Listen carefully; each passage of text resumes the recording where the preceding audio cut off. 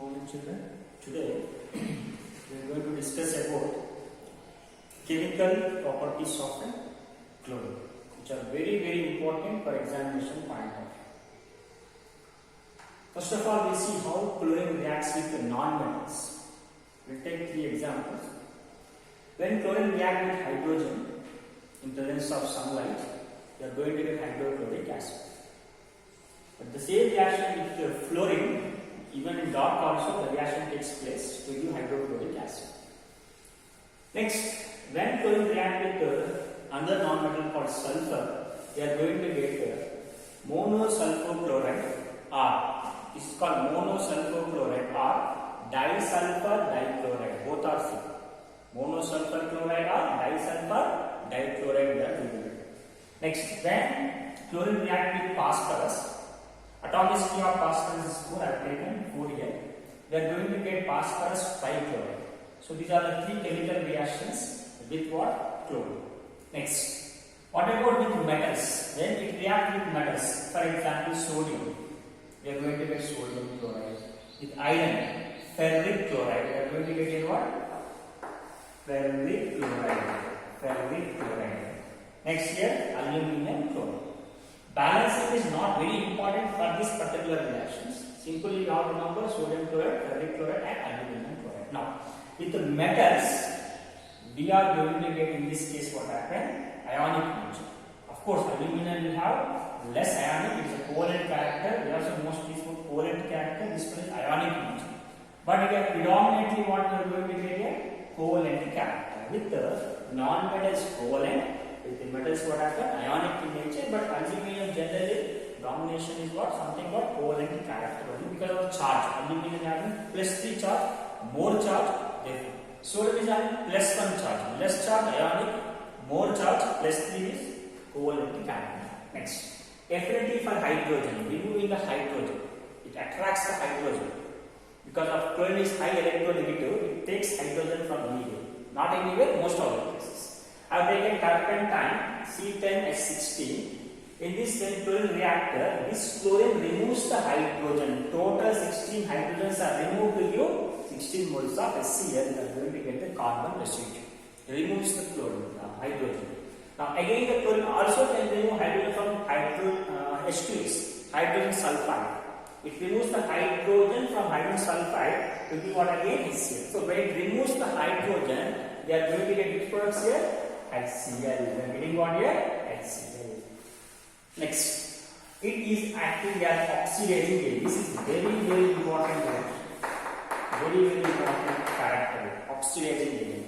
So you have to take this reaction for assignment. Why? Because many number of times this question was asked. All these are very important. FeSO4 ferrous it is. It is called ferrous sulfide.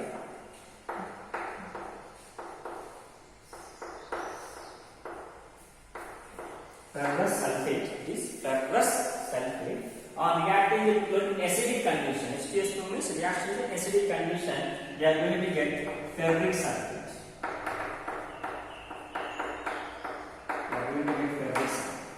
Actually, this reaction is not balanced here.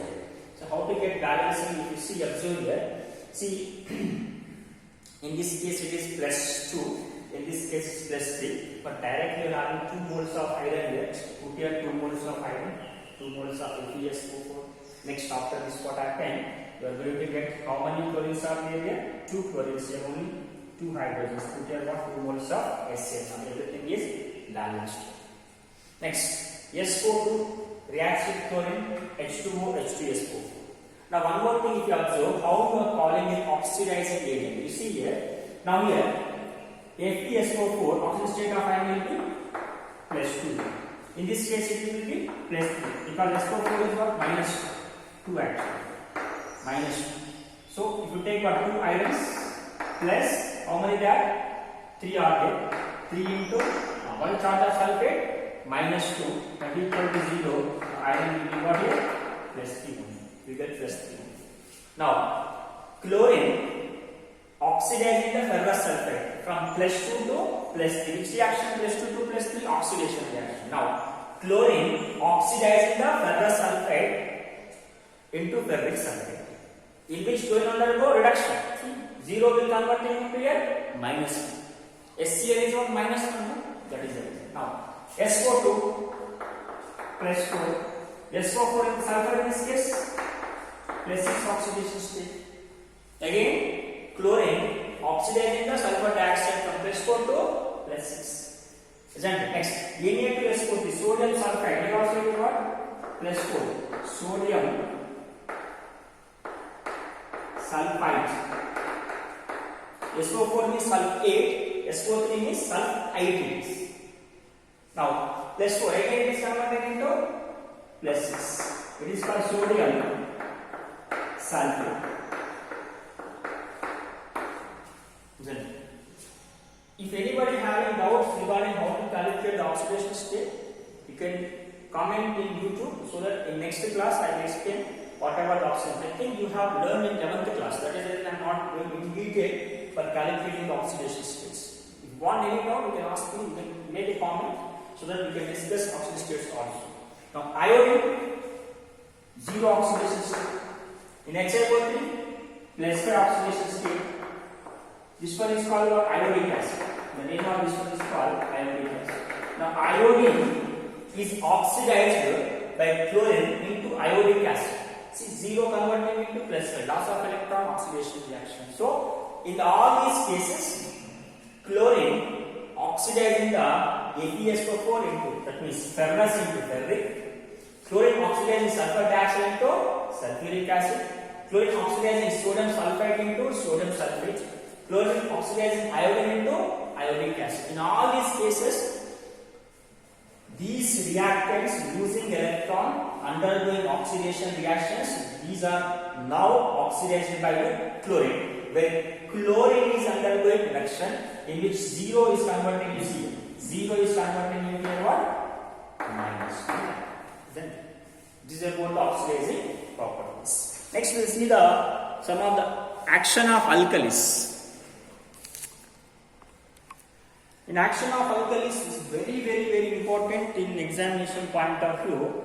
Action of alkalis very important, both dilute NaOH and what concentrated NaOH. Actually in this oxidizing end, action of alkalis and bleaching actions are very important. Now if I take dilute and cold NaOH, sodium hydroxide, what happens to the chlorine? So we are going to get sodium chloride and sodium hypochlorite. Sodium hypochlorite. Sodium hypochlorite.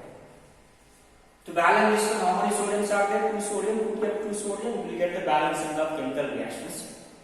Now same chlorine when react with concentrated NaOH and hot NaOH. That means more amount of, in this less amount of NaOH, more amount of water.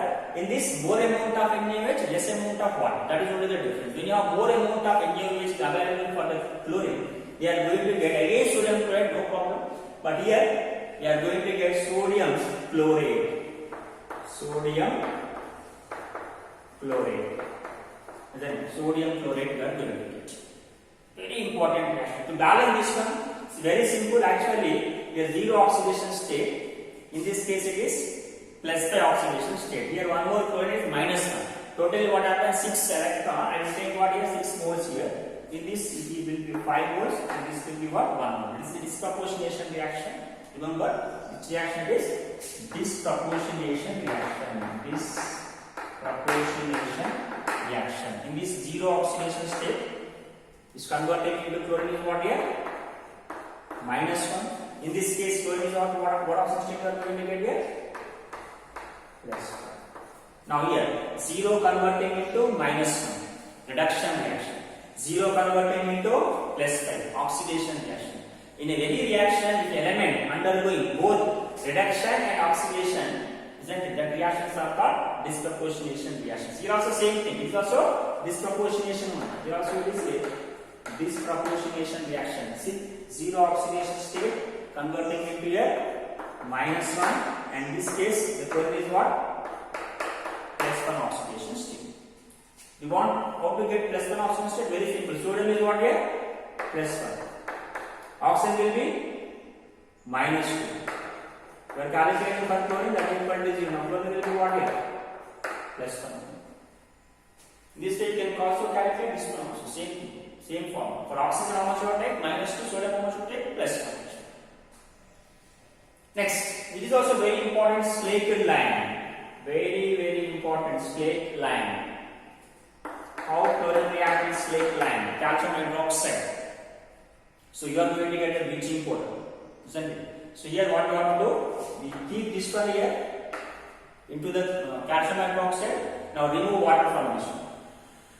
Remove water, minus H2O. You will get the reaction. Very easy to understand the reaction. Put the chlorine inside this one. Remove water. H2O. Remaining will be CaOCl2. See, CaOCl2. H2O is removed here. See, H2. But bleaching powder formula will be same only. Isn't it? CaOCl2 with water. You can't take a press with addition of water. Inside the water in the form of crystalline nature. This is not liquid nature. It's in the form of what? Crystalline nature is happening. So this is about the bleaching powder, but actual combination, if you observe the bleaching powder, in the reaction we can call this a bleaching powder, but actual combination it contains what happened? CaO. This one will convert into CaOCl, hypochlorite, isn't it? This is not calcium hypochlorite. Calcium hypochlorite. Calcium hypochlorite. Calcium chloride, because calcium and chlorine both they react to give CaCl2. Again calcium hydroxide, and what happened? Water molecules. So on long standing we are going to get this type of formula, but this is actual chemical composition. This is formula, remember.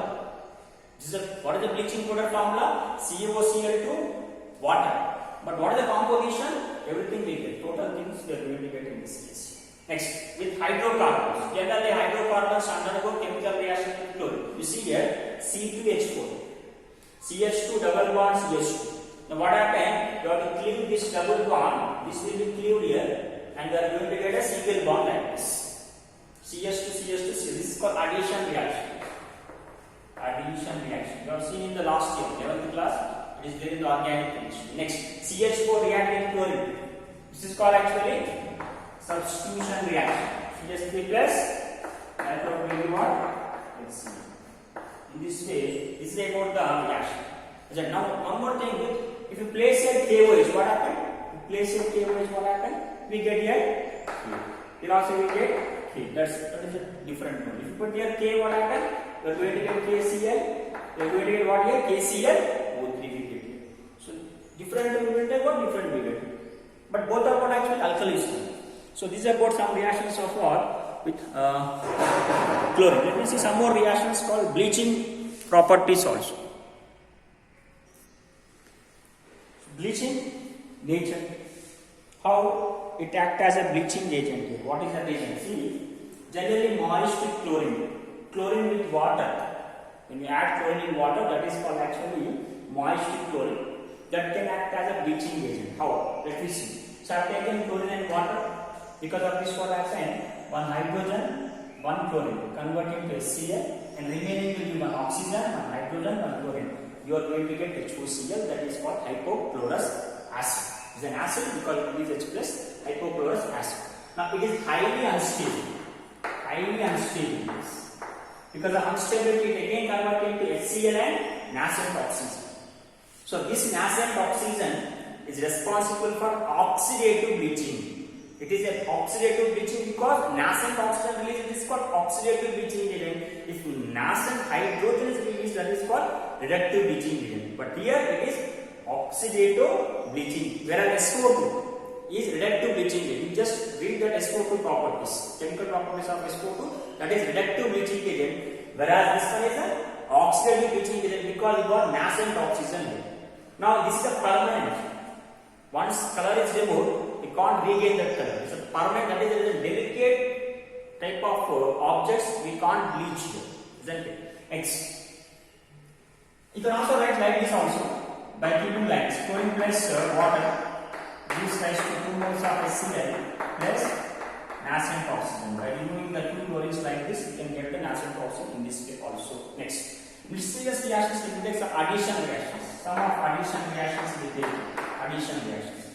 CO, carbon monoxide, react with chlorine to give pathogen, COCl, which is a poisonous gas. Phosgene is a poisonous gas, COCl2. SO2 react with chlorine to give sulfonyl chloride. It is not poisonous but sulfonyl chloride. Both are what addition reactions.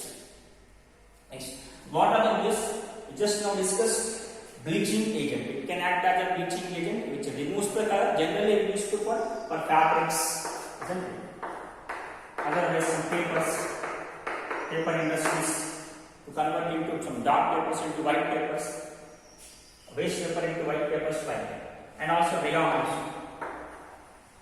In this way. Next, just now we discussed we can produce phosgene, we can produce what? Tear gas, CCl, trichloronitrate, NO2. Next, mustard gas, C2H4 taken 2 pies and chlorine also taken twice with 1 mole of sulfur. Next, germicide, disinfectant generally used in the municipal for cleaning the water. For drinking purpose, we use the chlorine. With this what happened? We have completed the chlorine.